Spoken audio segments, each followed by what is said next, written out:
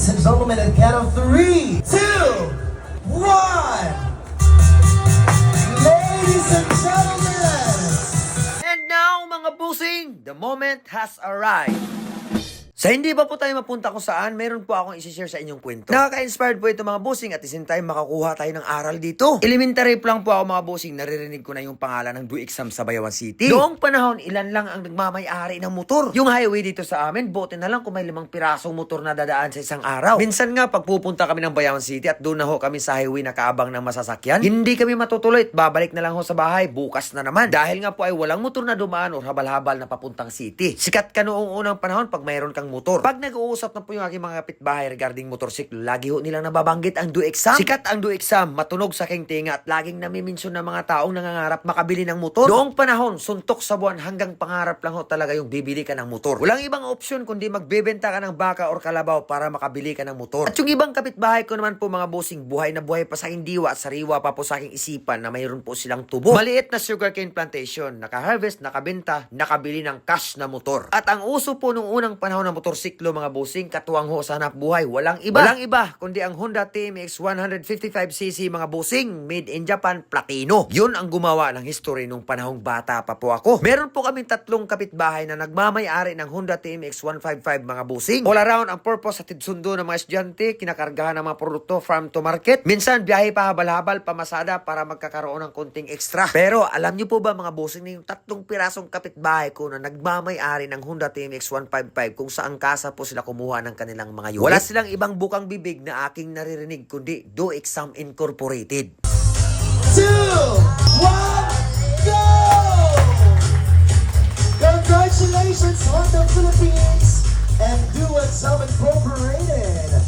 The Honda Wing Shop here in Bayawan, Negros Oriental, is now officially relaunched and reopened. Once again, a big round of applause. Ako naman po mga bossing, medyo nagtaka ako bakit hiwa-hiwalay Do Exam Incorporated. Sa lahat po pala na nakakuha ng mga home appliances at motorsiklo dito sa Do Exam Incorporated, hindi po ba kayo nagtaka kung bakit Do Exam po ang pangalan nitong company na ito? And now I know, and here is the story, ishare ko po sa inyo. Do Exam Incorporated was founded on year 1979 mga bossing. Uy, medyo matagal-tagal nga po yung kanilang serbisyo mga bossing, hindi pa nga po ako pinanganak nito, 1988 po ako pinanganak. Alam niyo po ba mga bossing kung saan ho talaga nagsimula ang origin ng Do Exam? Nagsimula po sila sa kanilang negosyo year 1979 sa Hagna, Bohol. Ayun po mga bossing, sa Bohol pala sila nagsimula. Ang alam lang po natin is mayroon tayong company na Do Exam Incorporated dito sa Bayawan City pero hindi ho natin alam yung history. Pero much better po mga bossing na malaman natin yung history ng company. Makakapulo tayo ng aral at the same time inspiration din po mga bossing. Ang kanilang sinimulang negosyo noon ay hindi po pala mga home appliances at saka mga motorsiklo. Sila po pala ay stockholder ng Cupras or Cupra Mill. Nasa kasabihan po mga bossing na yung mga bagay-bagay kung hindi talaga para sa'yo ay hindi ho yan para sa'yo. So makakuha ho tayo ng aral dito. Kung sakaling na failure ka, huwag kang mawala ng pag-asa. Isa rin po ito sa nakita kong point of view dito mga bossing. Ang Do Exam Incorporated po mga bossing is a very successful company as we can see. So automatically, nadumaan din po sila ng matinding proseso bago po nag-success ang company ito. Lilinawin ko lang po sa inyo mga bossing. Do Exam Incorporated transitioning from their original business of Cupra trading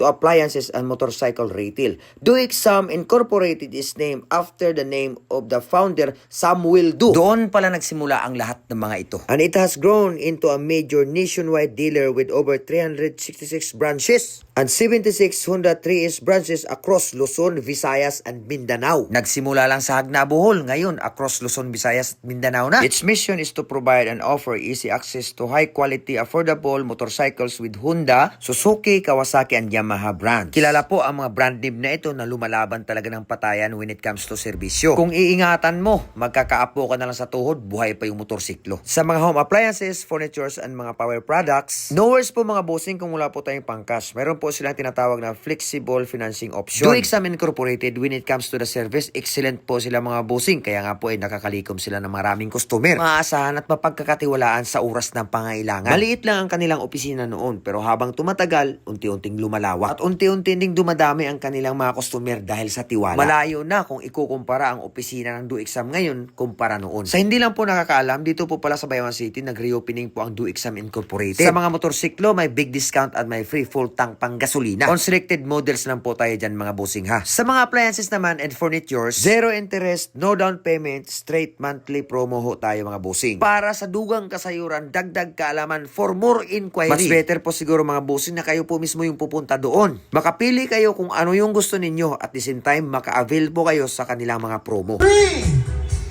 2, 1. We now declare that DoExam Buy One Honda 3S and Appliance Crunch is now officially on their relaunch.